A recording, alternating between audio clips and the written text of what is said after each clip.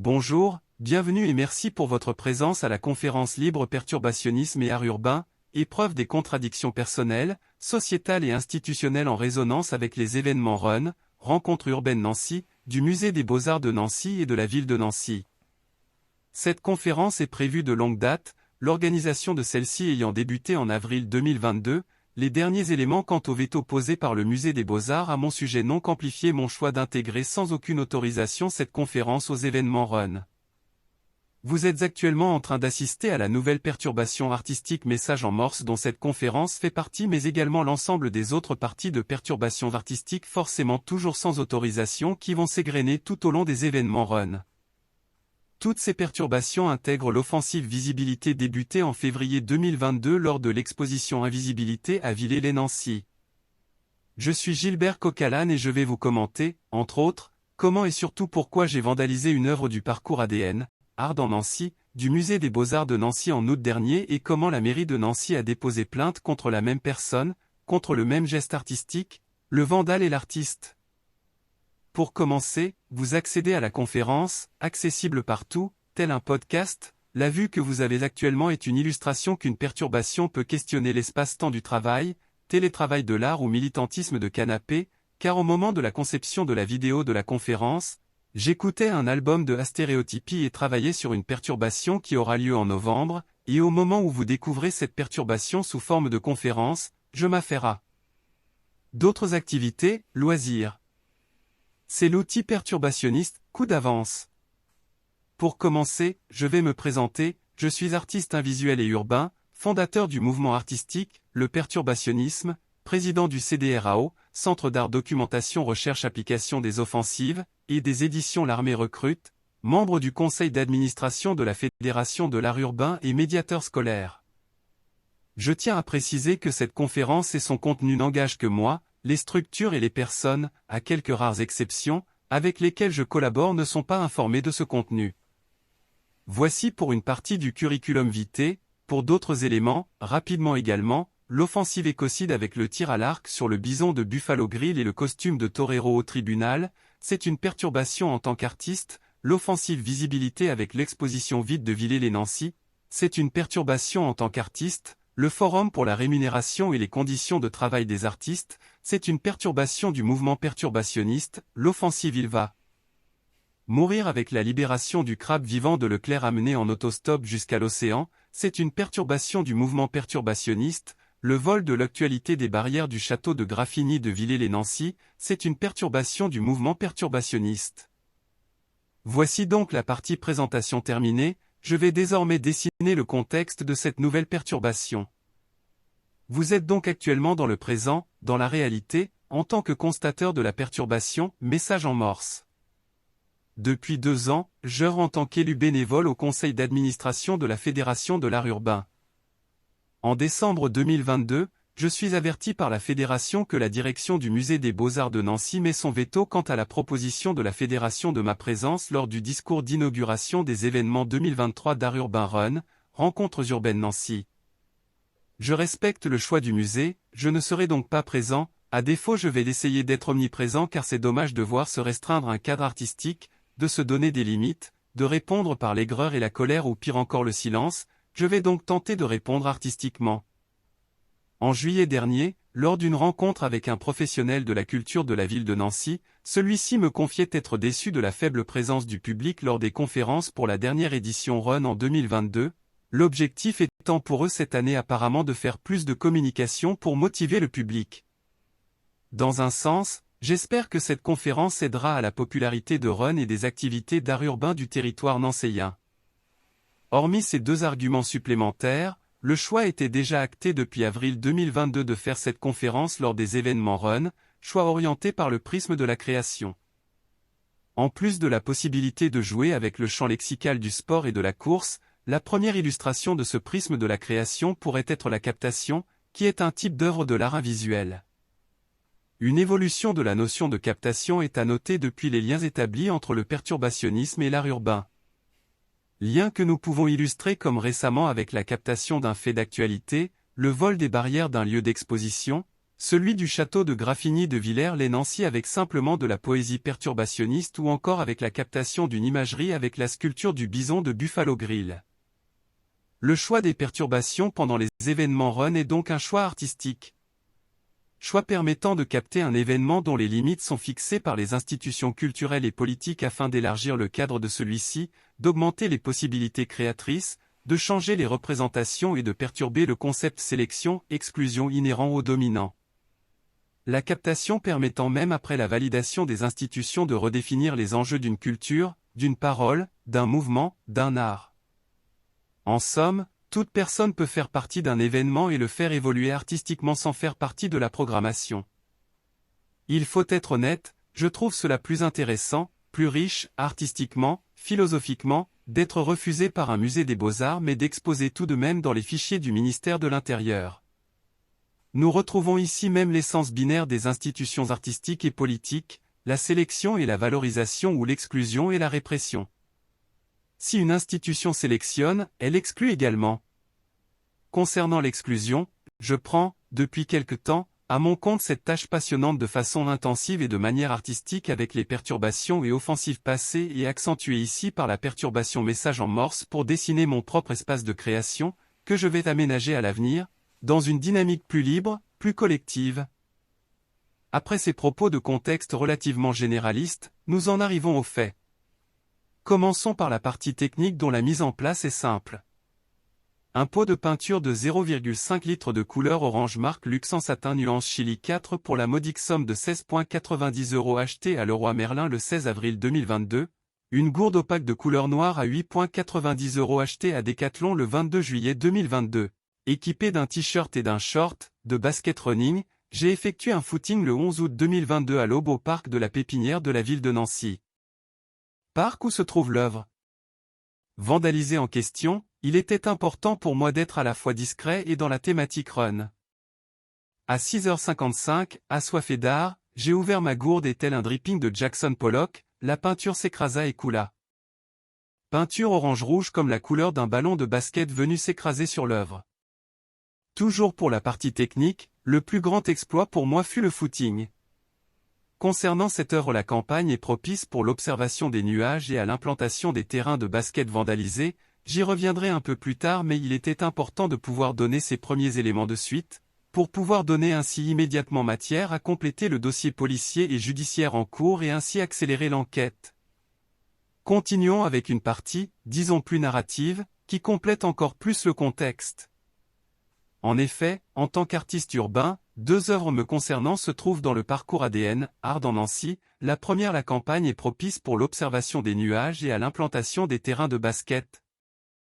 Installé dans le parc de la Pépinière en décembre 2016 que nous appellerons pour la suite dans cette conférence panier de basket et l'œuvre Morse Attack, Opération Neptune, suite et fin.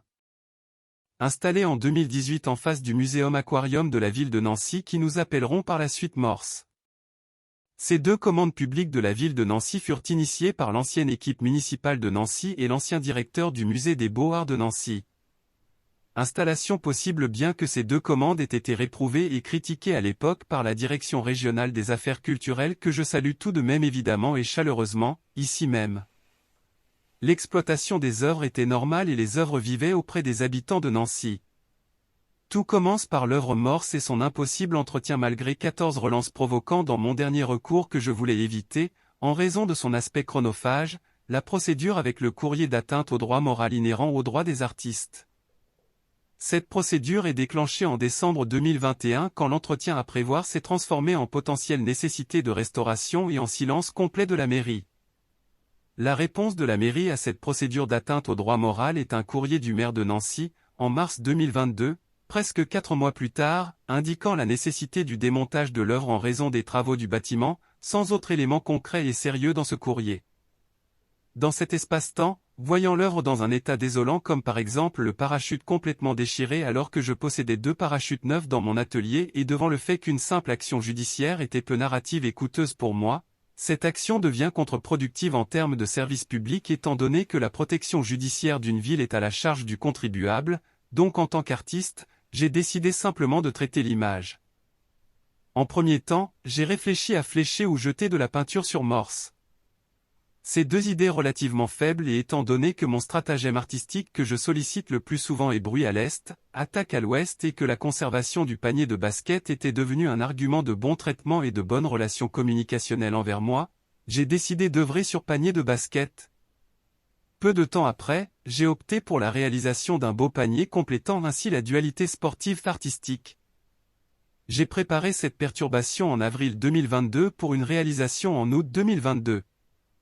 J'ai jeté la peinture lors du footing, comme indiqué auparavant le 11 août 2022, je n'ai pas eu le temps de revendiquer le geste de suite et d'ailleurs je n'en avais pas l'intention car l'œuvre fut immédiatement retirée et repeinte par les services techniques de la ville de Nancy sans mon autorisation et sans autorisation des services culture également, ai-je appris plus tard. Les élus culturels reprennent alors de suite le dossier en indiquant un dépôt de plainte pour acte de vandalisme et une volonté de restauration par mes soins. Ce fait ajoute potentiellement après celui du morse une deuxième atteinte du droit d'auteur sur le panier de basket initial et sur le panier nouvelle version et ajoute également un complément de narration que j'ai décidé de traiter plus tard. La ville de Nancy porte plainte pour acte de vandalisme, acte et appellation que je réprouve pour plusieurs raisons et que je détaillerai plus tard dans la conférence. En résumé, un artiste urbain pour réparer un acte de vandalisme institutionnel non réprimé sur une œuvre commandée par la mairie à ce même artiste, créer une nouvelle œuvre avec un nouveau geste artistique sur une autre œuvre de la mairie, qui sera de suite vandalisée par la mairie sans l'autorisation de l'artiste créant un nouvel acte de vandalisme institutionnel non réprimé, seul l'artiste sera inquiété, son œuvre considérée comme un acte de vandalisme, et une plainte pour vandalisme sera déposée. Et accessoirement actuellement, avec cette conférence, je crée un nouveau geste artistique qui sera également par d'autres moyens réprimé. Les autorités culturelles, politiques, policières et judiciaires apprenant comme vous aujourd'hui et par cette conférence mon geste sur l'œuvre panier de basket et geste dont les autorités culturelles ne souhaitaient surtout pas communiquer par voie de presse en août dernier. Pour continuer sur cette nouvelle œuvre jugée de vandalisme, l'objectif n'étant pas de vandaliser mais de créer une nouvelle narration, une extension de la réalité, une ambiguïté, un nouveau dialogue, une perturbation en somme avec l'espace public et le public nancéien. L'intention est d'augmenter l'œuvre en l'incluant dans une pratique invisuelle et non de lui porter préjudice. Seule l'atteinte est matérielle. N'étant plus propriétaire de l'œuvre mais possédant encore la propriété intellectuelle et le droit moral sur l'œuvre, l'intérêt était d'apporter un nouveau geste et des questionnements. L'intérêt était également de pouvoir faire communiquer les deux œuvres morse et panier de basket, les deux étant connectés par le créateur et par l'acte de création et de perturbation. D'ailleurs, avec cette connexion des œuvres fut utilisé ce que j'appelle une perturbation à miroir, en quelques mots et ce qui vous sera montré dans d'autres circonstances, il s'agit de créer une symétrie au sein d'une perturbation. Dans ce cas précis, je peux vous donner un premier élément d'illustration. En effet, la perturbation commence par un vandalisme et termine par un vandalisme et les mots du courrier du maire concernant la suppression du morse sont les mêmes mots pour annoncer ma non-volonté de restauration du panier de basket en février 2023. Cette notion de perturbation à miroir fut déjà abordée dans d'autres perturbations, désormais le mouvement perturbationniste se penche à en dessiner les contours. Toutes ces notions artistiques et d'ailleurs toute cette offensive seront détaillées à l'avenir dans un recueil publié aux éditions L'Armée recrute.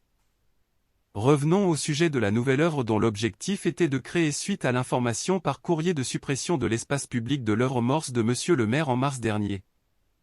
Il était question de faire un transfert de création depuis la suppression de l'œuvre morse par un supplément de création sur l'œuvre panier de basket. Au-delà de son traitement local, je savais également qu'un sujet pouvait potentiellement émerger, celui des liens entre l'art urbain et la répression de ce mouvement, sujet intéressant, paradoxal au sujet duquel les autorités sont toujours en dualité. Le public est également en dualité avec certains aspects de l'art dans l'espace public que nous pouvons résumer par l'appréciation de certains graffitis et la différence d'appréciation envers les tags. Cette dualité du public et des autorités, les artistes urbains la constatent et composent avec, étant donné que selon les périodes tous les artistes urbains explorent la création sans autorisation, composent des fois avec les deux, prenant souvent la forme d'un côté professionnel légal et des pratiques catégorisées illégales. Cette dualité a des conséquences sur la création comme avec l'exemple de l'artiste italien BLU qui en 2016 qui fut le premier à supprimer lui-même ses fresques sauvages de l'espace public, à Bologne suite à des mauvais traitements par les institutions. Pour mon cas il est intéressant d'éprouver le fait d'être le précurseur d'un geste considéré comme du vandalisme sur une commande publique m'appartenant. Être le premier à se vandaliser soi-même dans le cadre d'une commande publique, de se toyer soi-même, à se cartonner soi-même m'impose une certaine responsabilité dans la gestion et l'appréciation de cette perturbation. Par ce geste revendiqué avec un décalage temporel, il fut donc possible pour moi de ne pas négliger le public qui a pu apprécier, se délecter de ce geste de dégradation, appréciation sans connaître l'identité et le propos de l'auteur. Je voulais explorer par ce geste ces questions personnelles et sociétales. Dans cette nouvelle œuvre, comme un supplément d'humour non prévu, s'est invité une suite à travers les services techniques de la ville de Nancy qui ont enlevé l'œuvre vandalisée et ont tenté une restauration par leurs soins sans avoir prévenu les services culturels. Ce défaut de protocole interservice, rappelant les grands loupés de restauration de l'histoire de l'art, a constitué une troisième étape, une troisième version de l'œuvre, toute blanche, qui n'est cette fois-ci pas mon geste, mais dont je revendique la propriété par association. Ironiquement, cette troisième version de la ville de Nancy est contestable en termes de droit et qui sait, après ma condamnation, je vais d'activer une deuxième fois l'outil perturbationniste l'optimisation pénale en déposant plainte pour ce dernier et final acte de vandalisme. Avec la création de cette nouvelle œuvre, j'ai désiré également aller plus loin, en prenant du recul, et établir un champ d'action plus grand. En effet, dans cette conférence, il s'agit fréquemment de l'utilisation de ma propre expérience artistique et professionnelle en lien avec le territoire nancéen car ce lieu est mon lieu de vie et de travail premier. Il est à noter qu'un autre territoire aurait pu être possible tant les expériences et les phénomènes expliqués ici peuvent avoir un écho dans d'autres villes, par d'autres artistes, avec des gestions politiques et des protagonistes différents. Il est nécessaire d'assimiler ce cas créatif nancéen comme un exemple parmi d'autres possibilités. Ces monstrations ne sont ni personnelles, ni contre une ville, ni partisanes. Ces nouvelles perturbations sont similaires aux perturbations réalisées dans la ville de Villers-lès-Nancy, perturbations dont l'écho national est une preuve de ces intentions non ciblées, plus grandes, plus symboliques. Donc dans une vision plus globale, cela commence par le fait que la mission principale des institutions culturelles étant la conservation des œuvres et ayant un défaut de conservation sur l'œuvre morse et un nouveau défaut sur l'œuvre panier de basket, il est important pour moi de questionner cette mission. Mais aussi quel sens est apporté aux œuvres dans l'espace public par les institutions culturelles et politiques, quelles relations sont mises en place entre les artistes et l'environnement, les artistes et les habitants, quel avenir, quelle maintenance, quelles répercussions sur une ville, que reste-t-il des belles images et des applaudissements des vernissages, n'avez-vous pas dans votre ville, dans votre territoire, une gestion du patrimoine ou des œuvres dans l'espace public qui est discutable ? Dans cet acte qualifié de vandalisme, il est important aussi de questionner l'image, l'iconoclasme, notre rapport à l'image, à la matérialité qualifiée de sacrale lorsque cette image est dans le champ de l'art, quel sens donne-t-on à une œuvre dans l'espace public ? Il est important pour moi que les citoyens se saisissent de cette thématique et proposent des interactions plus fortes avec les représentations que les artistes et les institutions imposent à notre vue. Dans ce sens, il est important pour moi, aussi en tant qu'artiste, de questionner, de faire évoluer mes actions passées et d'assumer d'autres choix. Il y a dans ce cas de figure, deux événements qui se sont présentés à moi. Le premier, ma transition en 2020 d'artiste visuel à artiste invisuel et le second la gestion des institutions culturelles et politiques que je juge dysfonctionnelles voire malheureusement incompétentes et oppressives. En effet, ce cas précis sert d'illustration au fait que les institutions, malgré un discours prônant la création, conservent mal ou pas, et qui plus est encadre et réprime les créations hors du cadre préétabli par celles-ci, permettant la conservation d'un discours conforme et confortable aux élites culturelles et à leur reproduction sociale. Cette ambivalence entre le discours et la réalité, nous pouvons aussi la constater entre le discours sur l'accessibilité et sur la réalité de l'expérience de l'art par les institutions. Réfléchir ou établir une politique d'accessibilité signifie qu'une politique d'inaccessibilité est déjà à l'œuvre dans les mêmes lieux. Dire quelque chose, faire l'inverse.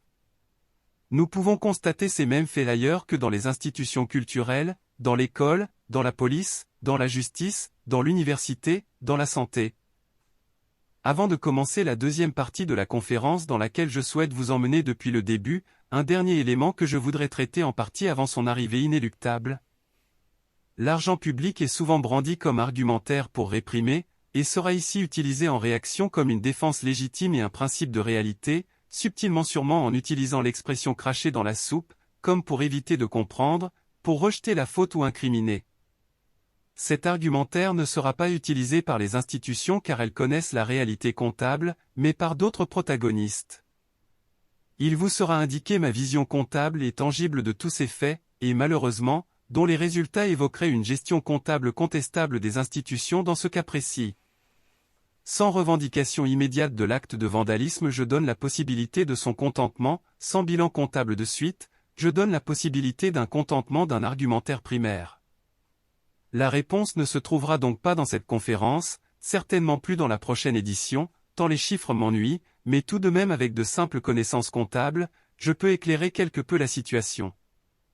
Il existe 2 préceptes en comptabilité pour dresser un bilan définitif, avoir tous les éléments et les pièces comptables, mais aussi toujours avoir une vision pessimiste de la situation. J'ai les 2 en ma possession, et pas forcément celui qui brandira ses arguments perpétuant maladroitement le mythe l'artiste et l'argent. Par exemple, en reprenant le concept d'un tableau d'amortissement, une œuvre prévue pour une exploitation de 12 ans en extérieur remisée si rapidement par non-entretien, les bases ne sont pas bonnes. Ensuite, la source de l'achat, l'œuvre n'a pas été achetée à l'artiste mais au premier commanditaire, c'est à accent grave, dire le voyage à Nantes en 2017. C'est bien le voyage à Nantes qui m'a payé pour l'œuvre de Nantes, pour la somme de 5 000 €, avant revente sans droit de suite pour l'artiste à la ville de Nancy.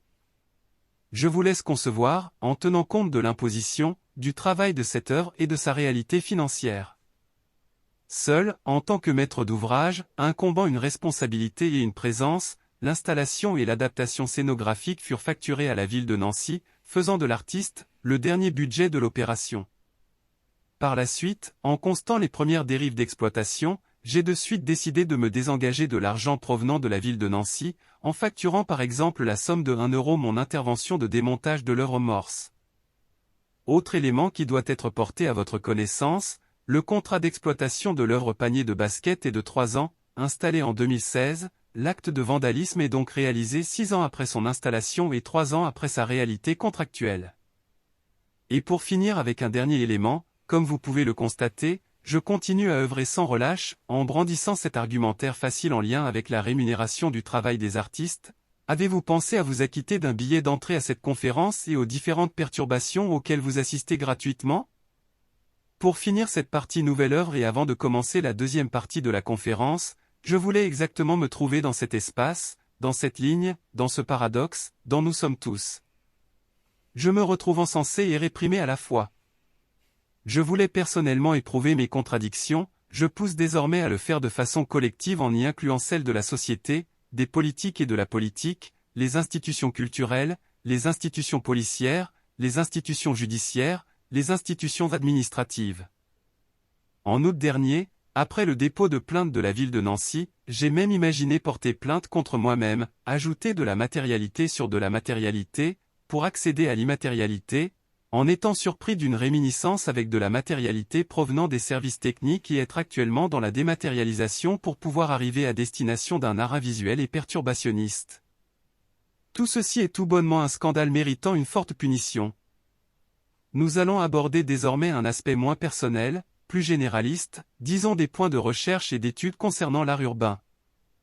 La Lorraine est fortement liée à l'histoire du vandalisme, cette affirmation que je formule aujourd'hui est possible grâce à la connaissance de 2 éléments historiques et à mon hypothèse de leur connexion. Ces 2 éléments sont détaillés non pas par ordre chronologique historique mais par ordre chronologique de découverte personnelle, ordre qui me permettra d'établir cette hypothèse. Hypothèse qui à l'avenir sera amplifiée, documentée, étudiée et éventuellement amenée vers une théorie, des travaux plus conséquents. Voici ces 2 éléments. Le premier élément historique que j'ai pu découvrir en 2021 est grâce aux travaux de la chercheuse Susanna Barrow et sa publication Les murs qui parlent, le graffiti politique en 1877. Ces travaux supputent les prémices du graffiti lors de la Commune de Paris, 1871, et le terreau de l'art urbain dans les événements de contestation dans l'espace public à l'encontre du maréchal et président MacMahon en 1877. Ces 2 événements ont créé les conditions idéales pour la libération de la parole, les inscriptions vernaculaires et les collages dans les rues, et plus globalement l'expression artistique. Ce phénomène s'est largement amplifié, apprend-on lors de la diffusion par affichage dans l'espace public en 1877 d'un discours officiel du président MacMahon et lorsque le peuple français entra en conversation avec l'autorité présidentielle sur tout le territoire en dégradant les affiches, écritures, arrachage, lacération, souillage. Ce phénomène populaire et national occasionna un accroissement significatif de l'activité policière et une répression accrue ayant pour conséquence la première condamnation de l'histoire de l'art urbain. Il n'est pas précisé dans ces travaux que la Lorraine bénéficie à cette époque pour des raisons de géopolitique d'une place particulière, permettant d'en faire un territoire expérimental pour certaines pratiques politiques, policières et judiciaires. En effet, le premier condamné pour graffiti est un Lorrain, Louis Lassègue, habitant de Verdun de 71 ans, qui est condamné par le tribunal de Nancy à 2 mois de prison ferme. Les faits qui lui sont reprochés dans les rapports de police, outrage par inscription.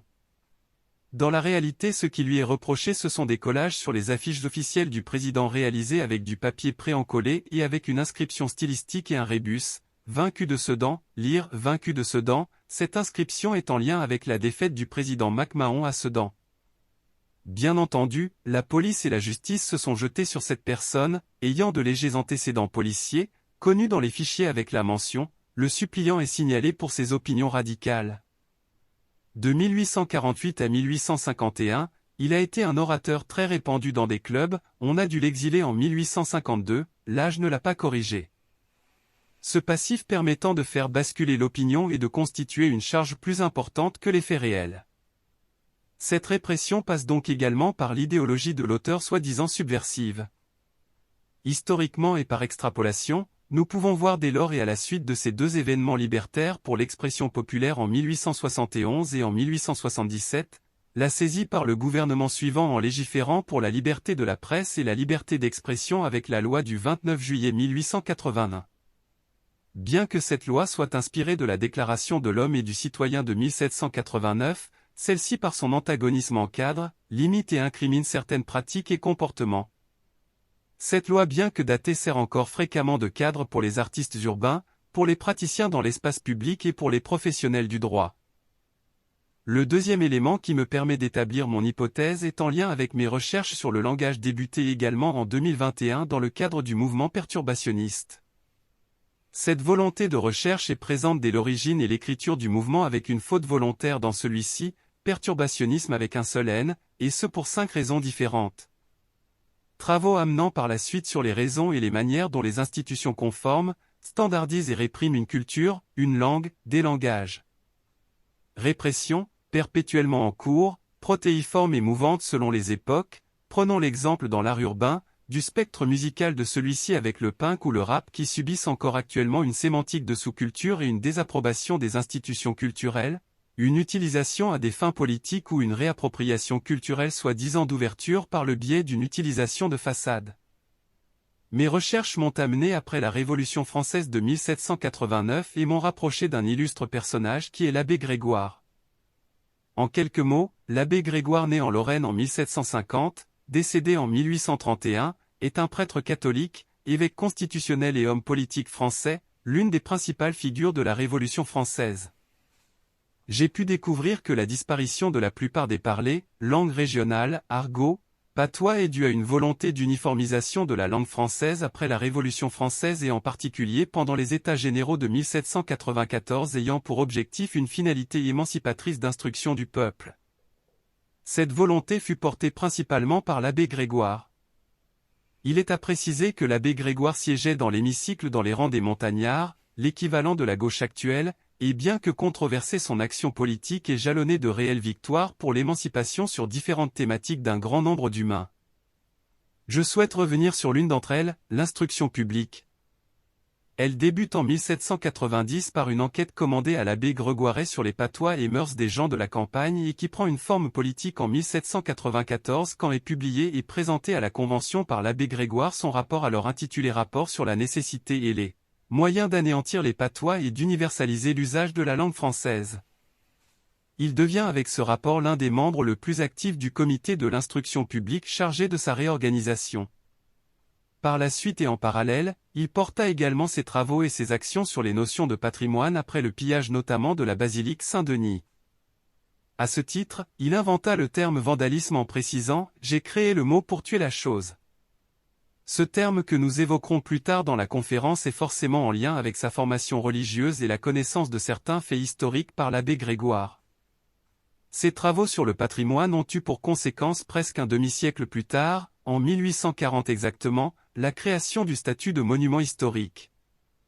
Il est à noter également que plusieurs faits historiques, accusations de l'époque, ont amené certains historiens à théoriser le fait que c'est l'abbé Grégoire qui a organisé le vandalisme de cette basilique, afin d'y inclure et de protéger certains édifices religieux dans cette notion de patrimoine national, le tout dans un contexte post-révolutionnaire où les relations entre l'Église et l'État étaient fortement chahutées et discutées. Il peut être schématiquement conclu, sur une volonté d'une évolution vertueuse d'instruction de la société, que l'abbé Grégoire a imposé la langue française en interdisant et réprimant les autres formes d'expression. Il peut être aussi schématiquement conclu, sur une volonté d'une évolution vertueuse de protection des bâtis de la société, que l'abbé Grégoire a protégé le patrimoine, incluant les basiliques en théorisant le vandalisme, créant avec ce néologisme un acte de vandalisme et par sélection des bâtiments à protéger des répercussions comme l'altération ou la destruction d'autres patrimoines non sélectionnés. Il est donc possible de rapprocher ces deux thématiques patrimoine à l'aide d'un questionnement. Ces patrimoines non sélectionnés, non protégés ne feraient-ils pas partie également de la vie et de la culture des personnes réprimées à s'exprimer autrement? Ces langues non sélectionnées, non valorisées feraient-elles partie éventuellement de la vie et de la culture des personnes forcées à avoir une certaine conception du patrimoine? À travers ces deux questions ouvertes, nous pouvons faire le parallèle avec la gestion actuelle de l'art urbain, qui par exemple décide de ce qui est convenable philosophiquement et esthétiquement. Afin d'esquisser dès maintenant l'hypothèse des liens entre ces deux éléments historiques, il est à rappeler que l'abbé Grégoire est fortement lié au territoire lorrain, il fut curé dans le Lunévillois, œuvrant par la suite avec différentes fonctions à Nancy, Pont-à-Mousson, Metz, dans le Saulnois, aussi bien dans le clergé, que dans les universités, auprès des ducs de Lorraine, et auprès des intellectuels, des politiques, des notables, des Lumières et avait une influence importante sur le territoire. Mon hypothèse se dessine entre le lien avec ce territoire lorrain de l'abbé Grégoire et le lien avec Louis Lasègue, également lorrain les premiers condamnés pour graffiti de France. Hypothèse plausible malgré la distance temporelle entre ces deux faits mais comme nous avons pu le voir pour la loi de la liberté de la presse ou la généralisation de la langue française et la création du statut de monument historique, les conséquences des actions politiques sont toujours distendues par rapport à leurs applications. En effet, je considère que la pensée, les travaux, les actions sur tous les cercles d'influence lorrains de l'abbé Grégoire ont eu des résonances et des conséquences de formation voire de transformation de la pensée et de la morale des acteurs locaux, forces de l'ordre, professionnels du droit, politiques, décisionnaires, et par la suite d'actions qui ont fait de Louis Lasègue le premier condamné de France. Pour pouvoir imaginer Louis Lasègue en prison, il faut obligatoirement un cadre moral, intellectuel et institutionnel, présenté éventuellement comme un cheminement de protagonistes ayant la même pensée. Ce cadre était présent par procuration en Lorraine par l'abbé Grégoire. Ce cadre s'est par la suite répandu à l'ensemble du territoire. Ce cadre moral, intellectuel et institutionnel est toujours présent, il a évolué depuis, évolution dans ce cas surtout concernant les techniques, les pratiques, et les technologies utilisées par les praticiens de l'art urbain mais peu la perception culturelle et créatrice. Vous constaterez que la dualité des institutions rappelées dans cette conférence est toujours présente. Je désirais avec ce nouveau cas lorrain en 2023 que j'ai construit et provoqué pouvoir éprouver les contradictions personnelles, sociétales et institutionnelles.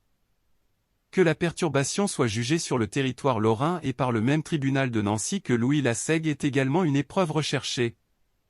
Perturber est la meilleure façon de tester, pour faire évoluer et faire advenir une nouvelle réalité. Sans volonté d'influencer car chaque scénario sera porteur d'intérêt et d'image de notre temps, je serai constateur de la société face à ma propre perturbation. Pour faire le lien avec l'abbé Grégoire et le chapitre suivant consacré au terme vandalisme, sa formation religieuse et théologique mais aussi le fait qu'il a reçu un enseignement sur la rhétorique à l'université de Nancy, ces deux instructions me laissent affirmer que celles-ci furent déterminantes pour le succès de ce nouveau mot. Mes recherches sur le vandalisme m'ont donc basiquement amené à connaître l'origine du mot. Il s'agit d'un peuple, un groupe de tribus exactement, les Vandales. Ce peuple germanique, originaire de Scandinavie et des pays de l'Est, considéré comme peuple barbare, a rejoint l'Europe de l'Ouest et l'Afrique du Nord durant son histoire. L'étymologie du nom est liée au verbe germanique ou en signifiant errer, vagabonder. Notons que ce champ lexical est très commun à l'art urbain dont le mouvement est une composante, partant de son origine brute ou alors théorisée comme par exemple les déambulations des surréalistes ou encore les dérives et psychogéographie des situationnistes. Ce peuple a vécu du 1er au 5e siècle et a connu un grand nombre de migrations et de brassages ethniques et culturels. Au fur et à mesure de leur migration, une réputation de pilleurs et de casseurs entoura ce peuple, cependant les historiens sont unanimement d'accord pour affirmer que cette réputation n'est pas basée sur une réalité tangible, du moins pas plus qu'un autre peuple. Les hypothèses de cette réputation seraient en raison du pillage de Rome en 455 réalisé sans violence, fait marquant pour l'époque, à l'aide d'une stratégie certes militaire mais surtout administrative contre le pape Léon Ier que nous pourrions simplifier par l'image de l'attribution par les Vandales d'un document signé par l'autorité papesse ordonnant aux habitants de Rome de donner leurs biens aux Vandales lors de leur passage. Ce peuple obtient donc la réputation de pilleurs et de casseurs avec des faits stratégiques. Par conséquent l'abbé Grégoire avait connaissance de ce peuple et de ce fait. Après la Révolution, les mots vandale et vandalisme sont entrés dans le code pénal et par la suite, relayés par les faits divers dans les journaux, puis par l'usage. Nous le savons, la nomination, les mots, les appellations sont également des lieux de lutte, en s'appropriant et en détournant le mot vandalisme et l'histoire du peuple vandale. Les institutions n'ont-elles pas dès l'origine fait acte de vandalisme? Car pour rappel leur propre définition du terme vandalisme, le vandalisme est le fait de porter atteinte volontairement aux biens privés ou publics sans motif légitime. Je constate que les institutions n'ont pas de motif légitime à le faire. Doit-on encore cautionner et perpétuer dans les institutions une vengeance théologique, rhétorique et terminologique des autorités ecclésiastiques? Pour ma part, je n'ai rien contre ce peuple dont j'ai une grande méconnaissance, cependant plus je recherche sur ce peuple plus j'ai un intérêt pour celui-ci, de fait à l'avenir, je me limiterai dans la reproduction de ce mot. Et avec une instruction différente de l'abbé Grégoire, je vais proposer ici même. L'acte de vandalisme et l'acte d'institutionnisme ont les mêmes modes opératoires mais s'opposent, j'ai créé le mot institutionnisme pour faire taire la chose. En définition, vandalisme désigne tout acte de destruction ou de dégradation visant des biens publics ou privés. Institutionnisme désigne tout acte de destruction ou de dégradation visant des biens publics ou privés. Institutionnisme s'écrivant dans ma proposition originelle avec un seul N. Pour la suite et la fin de la conférence, je vais revenir sur des aspects plus contemporains et locaux. J'ai envie pour cette partie de conférence de formuler une série de questions ouvertes, qui j'espère vous stimulera, vous permettra de formuler les vôtres. Nous aurons les réponses seulement à l'avenir. Comment ce territoire va-t-il me juger? Comment une ville va-t-elle gérer le fait de porter plainte contre un artiste? Comment une ville va-t-elle gérer le fait de condamner l'artiste et le vandale? Comment une ville va-t-elle assumer le fait de porter plainte pour vandalisme contre un artiste et sans être jugée de son acte d'institutionnisme? Comment va se positionner la ville de Nancy? Comment va se positionner la police? Comment va se positionner l'État? Comment va se positionner le musée des Beaux-Arts de Nancy? Comment vont se positionner les institutions culturelles françaises? Comment la justice va-t-elle gérer mon dossier? Comment la justice va-t-elle me réprimer? Si elle me réprime, pourquoi cela n'est pas également automatique pour tout acte d'institutionnisme comme la dégradation de l'œuvre morse? Comment va-t-elle gérer le fait de promouvoir l'art urbain et le réprimer dans la même semaine? Est-ce possible d'annoncer réellement promouvoir l'art urbain en sélectionnant et réprimant? Est-ce que le lien sera fait avec ma condamnation et l'inscription au casier judiciaire pour destruction de biens privés sur le bison de Buffalo Grill et l'offensive écocide? Est-ce que les actes de vandalisme sur l'ensemble du territoire français en raison de la réforme des retraites vont avoir un impact sur mon jugement? Est-ce une récidive de délit ou une récidive de créativité? D'ailleurs, les actes de vandalisme contre la réforme des retraites ne sont-ils pas une réponse à un acte d'institutionnisme? Être jugé en droit commun pour ces faits n'est-ce pas la meilleure façon de se dédouaner d'une réponse politique posée lors d'une question artistique? Comment va réagir l'opposition politique en poste à l'initiative et présent lors des inaugurations des deux œuvres? Comment est-ce possible pour deux œuvres qui ne sont plus dans l'espace public de prendre autant de place? Est-ce possible de voir ici la puissance de l'art invisuel? Est-ce possible de voir la complexité d'une perturbation? Cette perturbation n'est-elle pas une extension du réel? Est-ce que nous assistons ici à une illustration d'une possibilité d'inversion du concept sélection-exclusion par les artistes? Au-delà de ce cas nancéen et pour finir je souhaite évoquer toujours un aspect collectif de l'art urbain car cette perturbation s'inscrit également dans un cadre plus grand, plus protéiforme, où les membres, adeptes, amateurs de l'art urbain se désengagent de plus en plus des politiques urbanistiques et culturelles actuellement proposées, où la vision est floue, où les dérives sont de plus en plus fréquentes, les opérateurs de moins en moins clairs, les intentions artistiques de plus en plus bafouées pour tendre vers un Disneyland à ciel ouvert, où les propositions doivent être instagrammables, idéales pour la société du spectacle permettant de cacher le fait que d'être, de travailler, de faire vivre la rue était un geste imminent artistique et politique, indissociablement liés. De nombreux artistes, curateurs, galeristes, critiques, commissaires, organisateurs œuvrent pour l'art urbain, dont la plupart sont autodidactes, bien que déjà sceptiques et vigilants sur l'avenir des relations avec les institutions.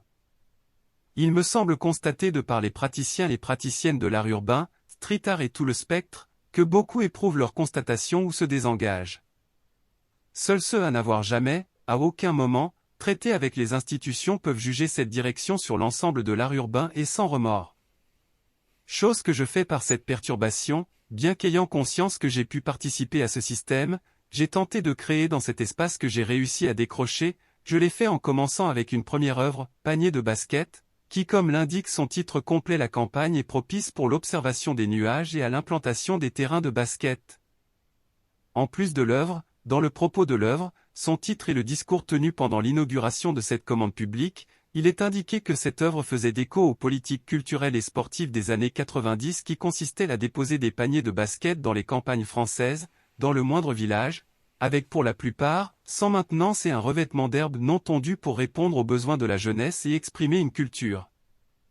À l'avenir, les œuvres d'art urbain générées par les institutions ne seront-elles pas à l'image des terrains de basket des années 90 depuis des années, sans sens et en friche? Signant cette première forme d'expression d'auto-vandaliste de commande publique, j'enjoins les artistes à dupliquer et à parfaire leurs méthodes, mais également aux autres acteurs du milieu de l'art urbain à proposer d'autres méthodes ou à se désengager pour avoir d'autres objectifs artistiques. Détournons-nous, détournons et tordons ou mieux encore jouons de la direction actuelle. Les voies du vandalisme créatif sont sous-exploitées, ces formes qui s'opposent de fait aux institutions et au marché de l'art. C'est à nous, en tant qu'artistes urbains d'imposer nos règles au marché de l'art, car ce marché ira dans les moindres recoins du spectre de l'art urbain, allant jusqu'à faire intégrer aux institutions culturelles françaises de devoir imposer des esthétiques rentables, consensuelles ou prétendument engagées, allant même jusqu'à la dérision de proposer comme événement phare des marchés mercantiles de basket Saint-Jean et ridiculisant une culture et invisibilisant très clairement la charge politique. Des corps engagés dans cet art? Plus localement et de manière plus personnelle, je n'ai désormais plus d'œuvre dans le parcours ADN, me voici donc invisibilisé de l'espace public pour mon plus grand plaisir d'artiste invisuel, loin de la matérialité, même de l'immatérialité, j'enlève le non nécessaire et je resterai bien présent dans les prochaines années à Nancy. Nous allons nous amuser plus intensément désormais, la joie est un devoir. Pour ajouter, une dernière ouverture qui m'est venue très récemment grâce à un échange avec la chercheuse Anna Longo autour de cette perturbation et de cette conférence, que j'ai pu rencontrer en raison de sa dernière publication intitulée Des activistes écologiques et des valeurs culturelles publiée sur la plateforme AOC Analyse Opinion Critique et qui a pour sujet les actes de vandalisme par les activistes écologiques des derniers mois dans les musées européens. Avec cet acte de vandalisme, elle a naturellement fait une analogie avec la technologie, en raison certainement de ses travaux actuels concernant l'intelligence artificielle. Elle affirme que l'art et la technologie sont intimement liés autour des notions de mort et de destruction, cela est accepté et même désiré dans le milieu de la technologie, presque impossible à envisager dans le milieu de l'art. Ainsi, nous pouvons considérer qu'avec cette perturbation, la ville de Nancy possède la dernière version de mon art et que l'œuvre Panier de basket était devenue obsolète. Prochainement le texte complet ainsi que la bibliographie et les liens de cette conférence seront publiés sur le site du Centre d'art CDRAO et sur les réseaux sociaux.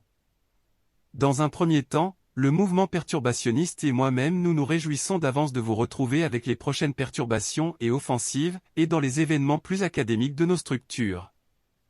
Dans un second temps, en lien avec cette perturbation, le CDRAO va certainement également œuvrer à l'avenir pour honorer la mémoire et réhabiliter Louis Lassègue, premier artiste urbain condamné de France, et éventuellement à l'aide de son offensive retourne ta rue. Peut-être pourrions-nous commencer dès maintenant en proposant à la ville de la Nancy une rue au nom de Louis Lassègue? Chère ville de Nancy, que pensez-vous de cette proposition artistique, perturbationniste et invisuelle? Comme évoqué lors de la conférence, une édition qui rassemblera tous les éléments et analyses de l'offensive visibilité est en cours de conception et sera éditée aux éditions L'Armée recrute. Un projet que vous pouvez également soutenir dès maintenant.